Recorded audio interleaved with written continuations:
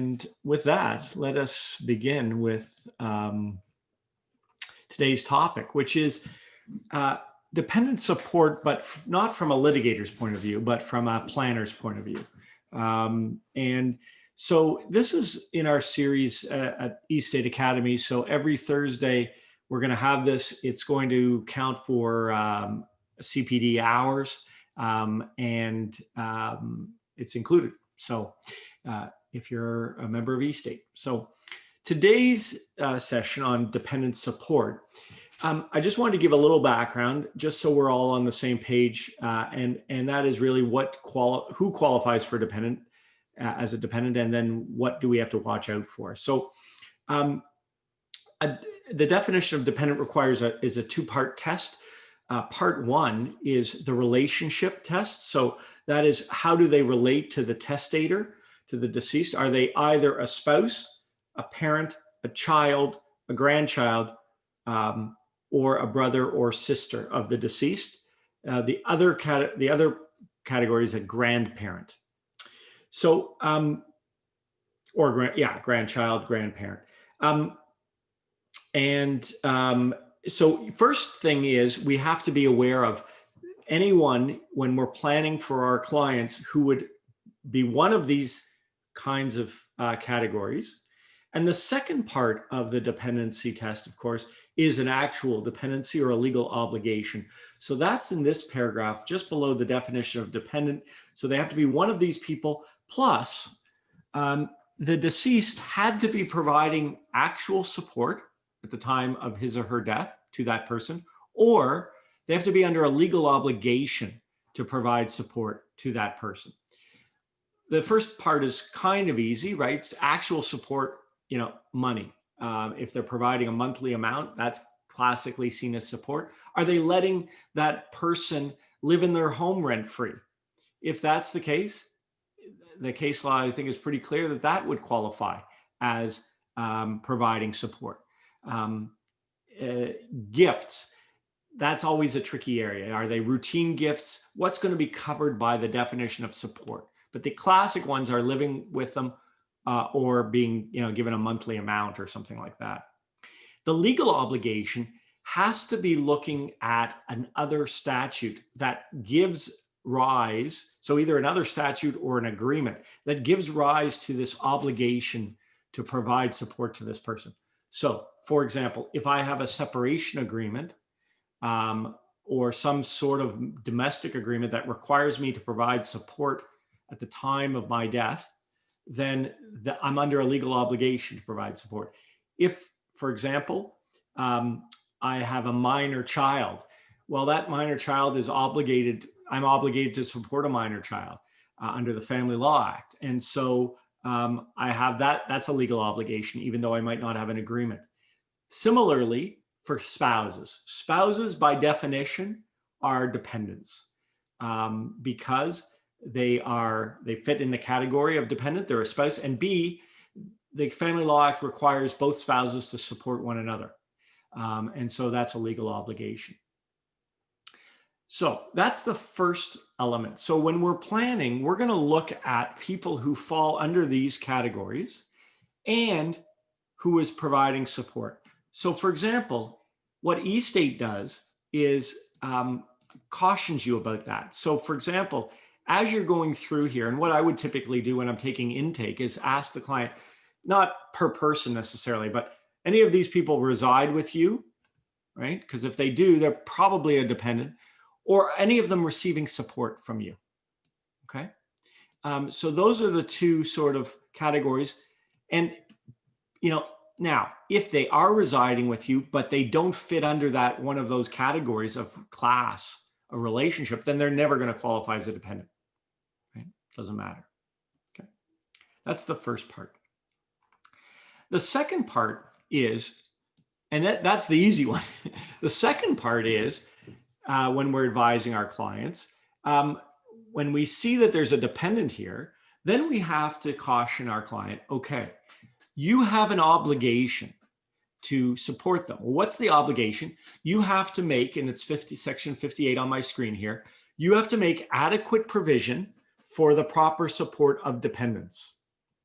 That is the obligation of the testator. To the extent that they don't do that, then they give rise to a successful claim by that dependent against the estate. Now, that's easy to say to a client, and we've all probably said that to a client. You have to make adequate provision for the proper support. But the question becomes, well, what's adequate provision for the proper support? Very difficult to give an opinion on that. It's something that we would document, that we had that discussion about dependent support, that obligation. But I think because of the way the Act works, it's almost impossible to determine at the date the will is made whether adequate provision has been made for the proper support. That being said, I'll tell you why that is. One of the reasons is that the determination of whether something is adequate provision for support is determined at the date of a hearing after death. So, that's one of the major reasons why you can't definitively confirm with a client that you've made adequate provision, unless the dependent is getting everything. I guess at that point you would be okay, because you can't give more than 100%. So the big issue here is the determination of the proper support, and it's so discretionary. You'll see in section 62, these are the factors that the court is required to consider. So it shall consider all of the circumstances, including, so they have to look at all of these. So these are helpful for us because if a client is asking, we're sitting there and we're talking to them about a potential dependent support because they're not providing that much to a common law spouse. Let's take that scenario. Client comes in, has kids from a prior marriage, has a common law spouse, no agreement, or has an agreement, and they're saying, okay, now I'm going to leave this amount to my common law spouse and this amount to my kids. You think that's enough? And that immediately triggers the response that, okay, we've got a potential dependent support claim here by the common law spouse. And, these are the factors that a court is going to consider for deciding that. And I'll get James to your question in a second. So things like, what does the dependent have as their own assets, right? What are they likely going to have? Are they going to work? Are they old? Are they young? Are they able? Are they mentally and physically fit? What's their standard of living together? So all of these kinds of things are important and relevant to the determination and the advice that we give our clients, because that's sort of what they're looking for. But there is no obviously way to determine with any precision that amount.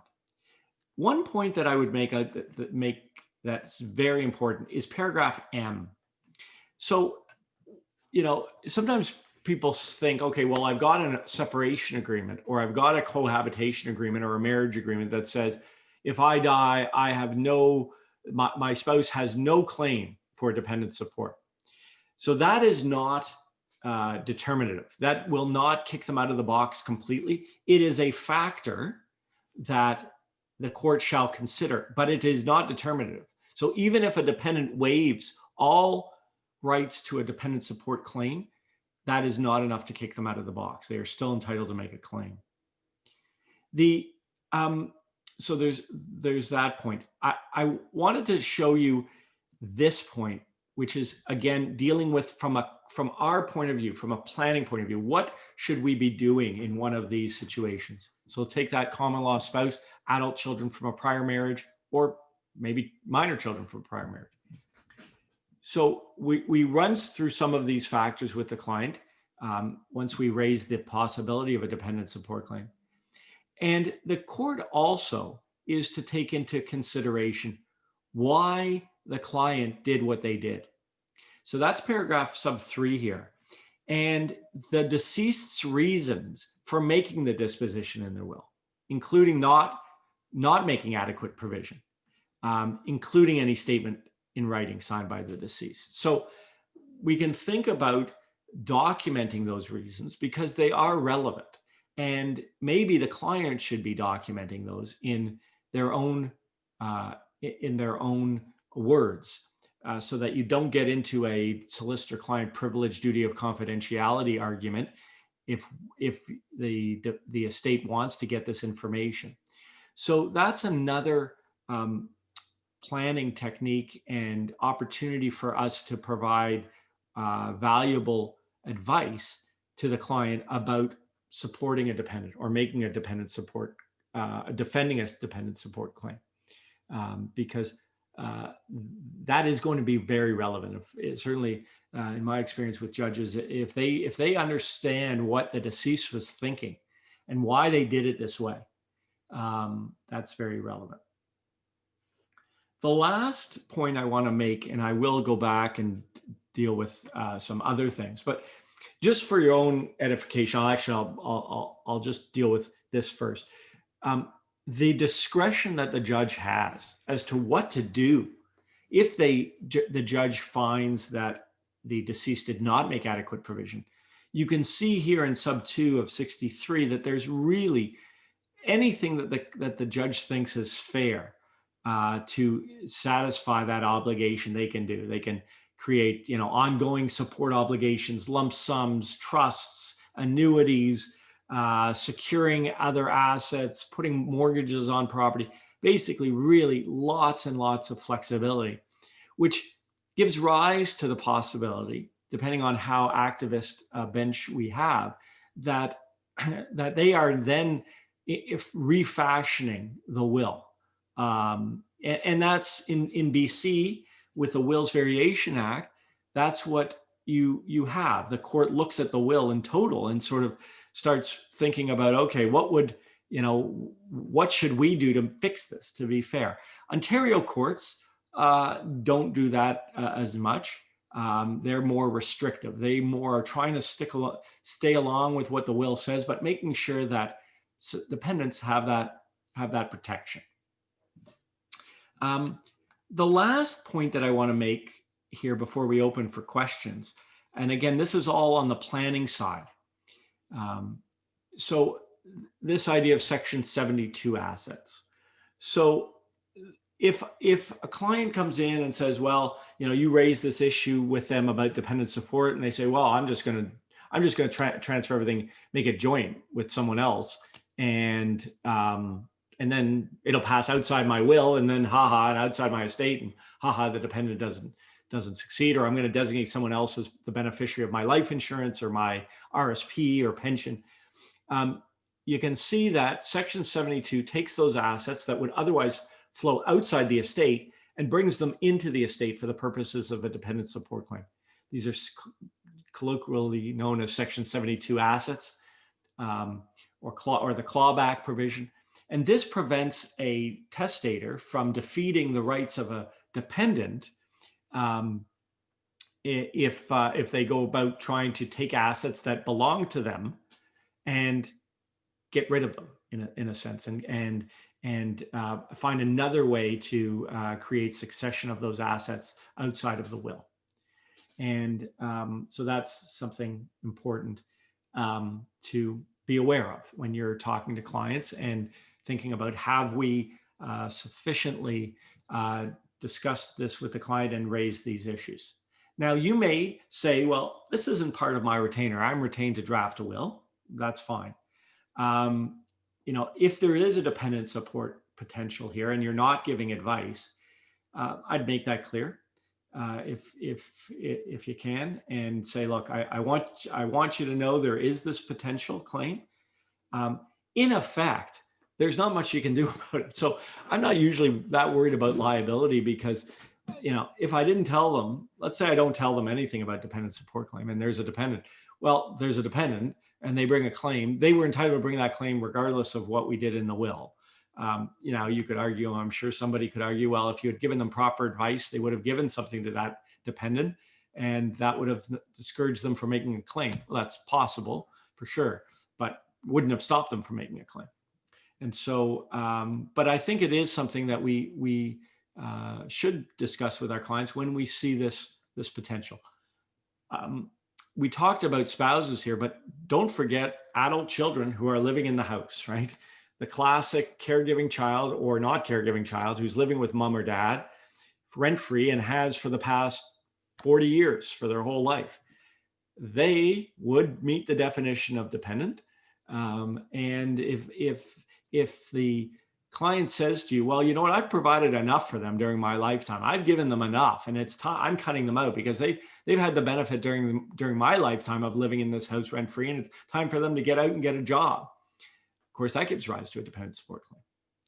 So, I mean, I guess the advice would be, well, if you want that, then kick them out before you die, because if they're still living there when you die, they'd be a dependent. And then the question is, did you make adequate provision? And maybe you did. Maybe the fact that you let them live there during your lifetime is adequate provision, but that would be left to a judge to decide. So those are the kinds of issues that I want to raise. Again, I didn't want to get into it from a litigator's point of view, but from a planning point of view. Expand on the obligations post-mortem to other party family members where the testator has been providing support. Well, that's exactly the very concept of dependent support.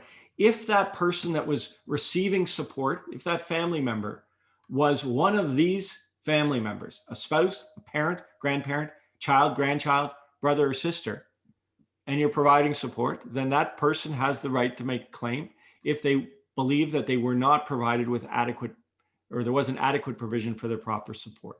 So that's precisely the case that we've got here, and that's what this section of the Act, Part 5 of the Succession Law Reform Act, deals with.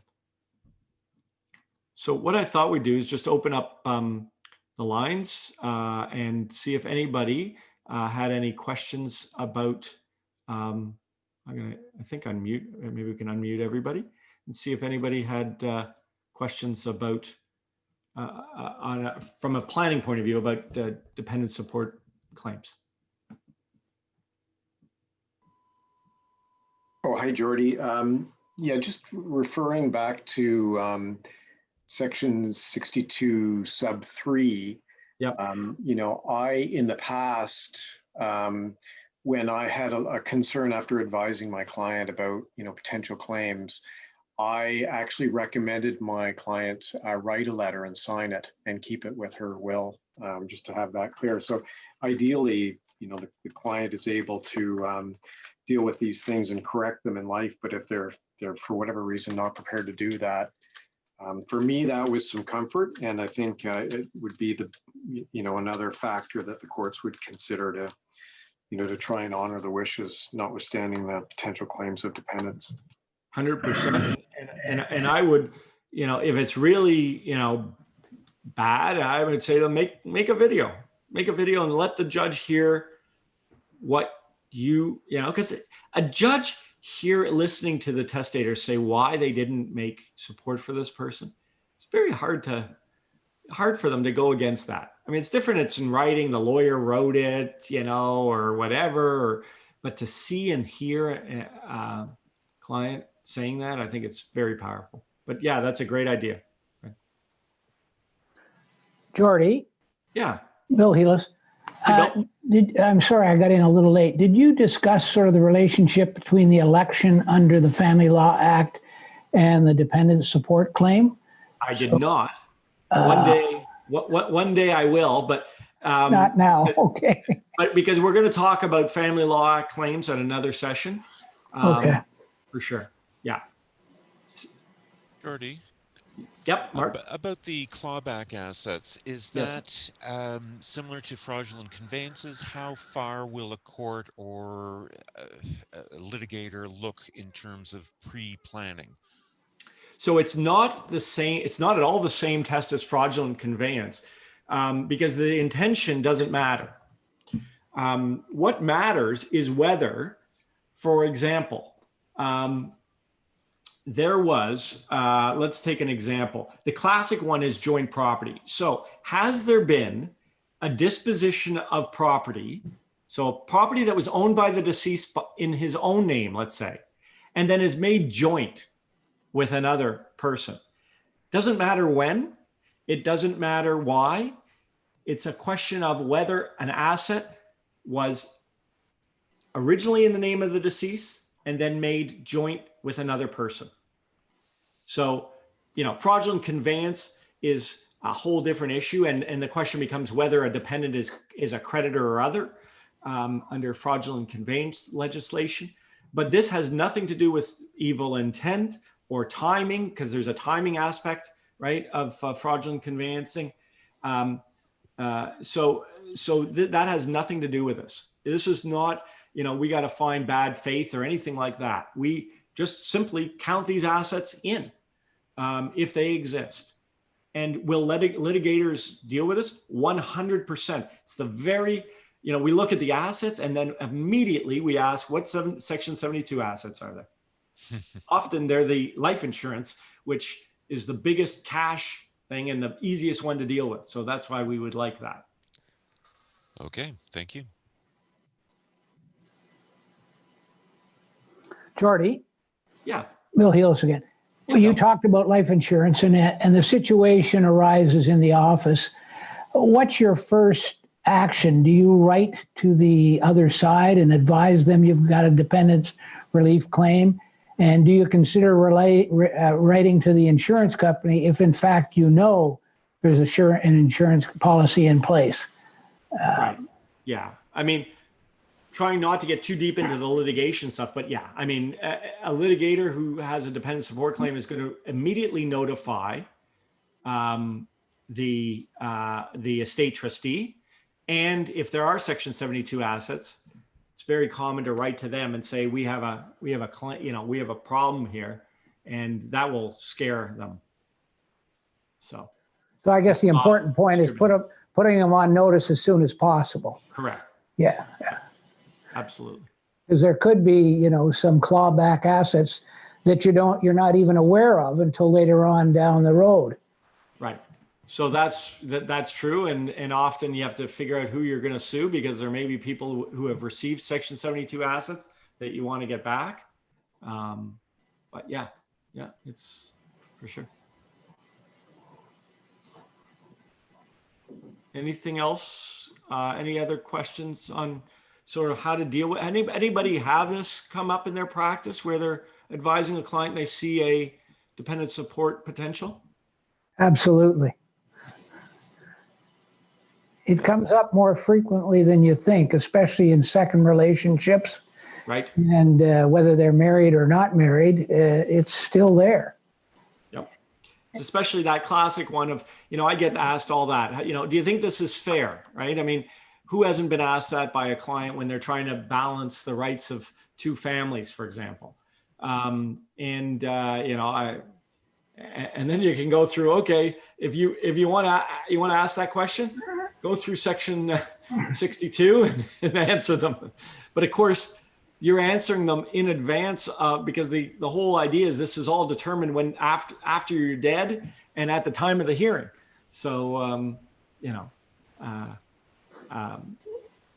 yeah, and the length of the relationship matters. There's all kinds of things that matter, and the rights of other dependents, right? That also, because you can have a whole bunch of dependents, and that's that is not an easy job.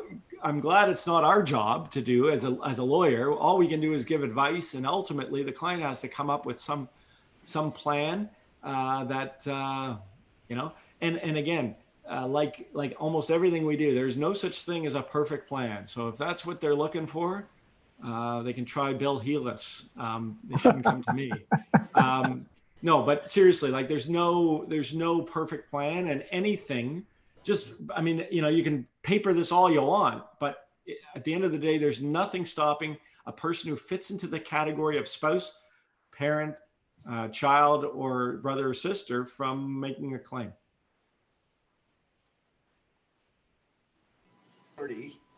Yeah. And what I'm seeing on my side of the balance sheet, so to speak, is this is an area that gets neglected significantly when we're doing preliminary reviews on planning out the estate to obviously push it over to you guys to ultimately advise and execute on. We find that this is an area on dependency and dependency relief and all those sort of things that is really pushed off to the side that isn't being addressed either by the client or actually by their advisors, the legal advisors in this, from what I've seen historically. That's So really why, yeah, I mean, not to plug eState, but that's why that's on the checklist for everybody is, you know, it's a question that should be asked of all the, you know, everybody in this family. Right? What's worrisome to a certain degree as well is that, I mean, and we're hearing and I'm seeing across my desk, of course, this is competing forces with the work that you guys do, is organizations like Willful that's currently kind of going that says here in 20 minutes you can write your own will and all those sort of things. And that's quite, you know, scary considering people's lives are not simple, they're usually complicated. So it's very fascinating to see what's evolving out there. Yeah. Well, you know, I mean, there are lots of people. I mean, I just read in the paper how they recommend that the article was written by somebody who said, oh, get a will and just go and there are lots of online wills and do that. And, you know, I think that just generally, I mean, probably we're going to be okay. Those of us who are here on this, because we take our job seriously and we do a good job for our clients. But if lawyers don't start adapting to the new reality, we're going to have they're going to have problems. So, any other questions before we wrap up, because it's almost 1 o'clock? Jordy, it's Teresa. Hi, Teresa. So the key though is that the testator has to have a legal financial obligation to their child before this adequate support is required. Because a lot of times clients will cut out adult children and they have absolutely no legal financial obligation to them. So I don't have to worry about those ones. Correct. Okay. That's right. And unless you're in BC. But in Ontario, the law is I think pretty well settled, although there's been attempts that look, an independent child, adult child, that doesn't fit this definition isn't a dependent. And so you don't have to make adequate provision for their support because you weren't providing support at the time of death and you weren't under a legal obligation to provide support. Great, thank you. So this counts for 15 minutes of professionalism and 15 minutes of substantive, because we really did both, I think. I don't get any of it. No, sorry, James. So that's just what I wanted to talk about today. And again, we encourage you to, you know, if you have a topic that you want to talk about, I'm happy to do it. I like to keep it to half an hour and see if we can, you know, deal with small topics and get into them and allow for questions and things like that. So, Jordy, have you done the topic on mutual wills? we can do that. Michaela, we'll add that to our list. It'll be a short discussion because I'll say don't do them. Well, we'll be interested in knowing your reasons. Okay. That's good. Good. So that's what we're doing. So we'll see you again, I hope, next Thursday for a new topic. And maybe what we'll do is we'll talk about how to deal with potential elections under the Family Law Act. And just again, from the planner's point of view. So thank you all. And we're, of course, here for any questions about eState or anything else. But if you'd like to take off, please feel free. If anybody has any questions that they want to raise in the next couple of minutes, I'd be happy to see if I can answer them. Right, Jordy. Thank you very much as always. Have to run. Thanks. Yep. I had one question. It's Nancy Dale. I seem to have multiple names at this point. Yes. Anyway. Hey, Nancy. Hi. I finally have some clients who want to give something to charity. This is Yes. new for me because I keep suggesting it and people keep going, no, I'm not interested. But I finally got some clients who are willing to do this. And I have been to a number of seminars which said you have to be very careful about defining your charities to make sure that, in fact, you put in the charitable number and so forth and so on to make sure that the bequest goes where the client wants it to go. Do I define these charities up in the definition section or do I put it in the body?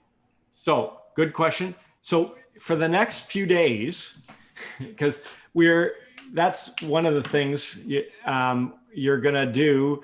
It's going to be when you add a beneficiary, you want to add a new beneficiary here.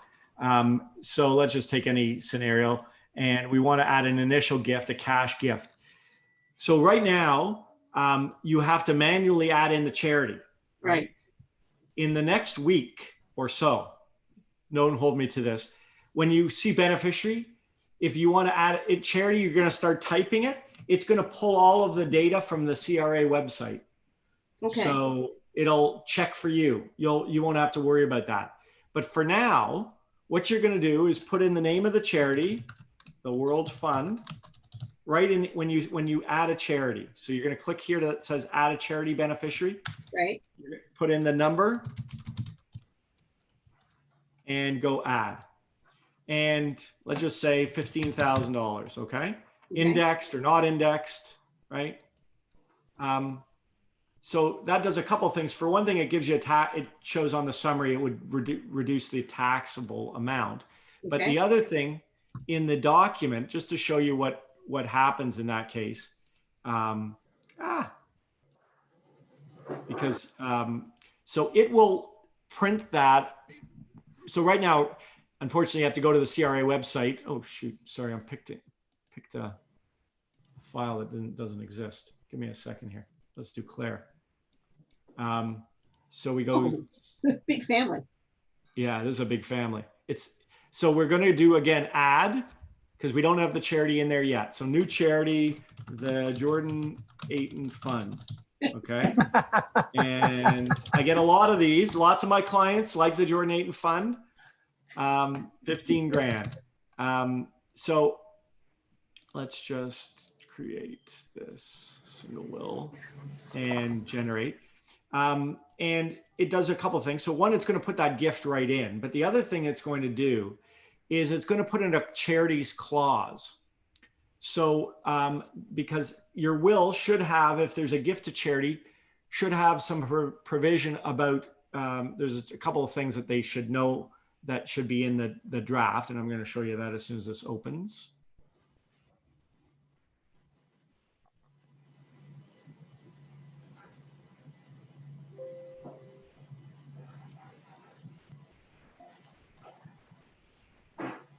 Okay, so there'll be an initial gift somewhere here. Okay, right here. So, right? I think you need to. I want you to pay $15,000. That's the gift itself. And then change your screen. I think we're looking at the wrong. Oh, I'm sorry. Oh, it's not. I see. Got it. This is what happens when you do a screen share for only. Give me a second. I will do this. There we go. Okay. So here is the gift. Right here. Right. And then there's the provision. So eState knows if there's any charitable gift anywhere, it knows to put in a special clause, which is right here, that says, if they've never existed, if I get the name wrong or it amalgamates or something like that, I'd like you to pay it to that successor charity. I also will take the receipt of the treasurer, so I know it's who's going to sign the receipt. If there's any possibility to make in specie distribution of publicly traded securities, do that because there's a better tax treatment. And then unless there's a specific purpose, then the gift is for the general purposes of the charity. So I could put in a specific purpose in there and it would populate. Okay, great. So that's coming soonish, is it?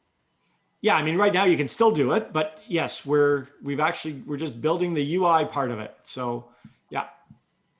That's great, Jordy, because I've been spending time calling the charities to confirm the details, and so that's will save some time. So what I just do is, quite frankly, I just go to the CRA website. Do you know about the CRA website about charities? Let me just show you that. So this website right here. Well, it's moved, but You go here. So this is where we've scraped all the data. So if I type in Salvation Army, I've got 400 matches, but here is, so let's say I'm talking about this one, the Canadian Salvation Army. So if I just click on that, it's got all the information. And so this is the data that eState's going to have that will automatically pre-populate. Okay. That's good. And you didn't put it in the ID section in the. No, the ID section is irrelevant for now. You won't see it going forward. But yeah, you put it in the actual name. I'll just show you again one last time. So, so the name of the benefit, when you go to the add new charity, for now, you just put it in here in line. So the name and then brackets and then just disregard this for now. Okay, good, excellent. That's really good, Jordy. Thank you. Thank you. All right, guys. Yes. We're looking forward to the new charities function for sure. We're also going to have ability to add class gifts. So the children of John Smith, the issue of John Smith as beneficiaries, mostly used for pooled trusts. But anyway, that we're going to build that. So that's all going to be part of that new release. Yay. Yeah. Wonderful. We're working on it. Thank you very much. Thanks, guys. Everyone have Thanks, a great Jordan. day, and we'll see you again next week, I hope. Thank you. Bye-bye. Bye.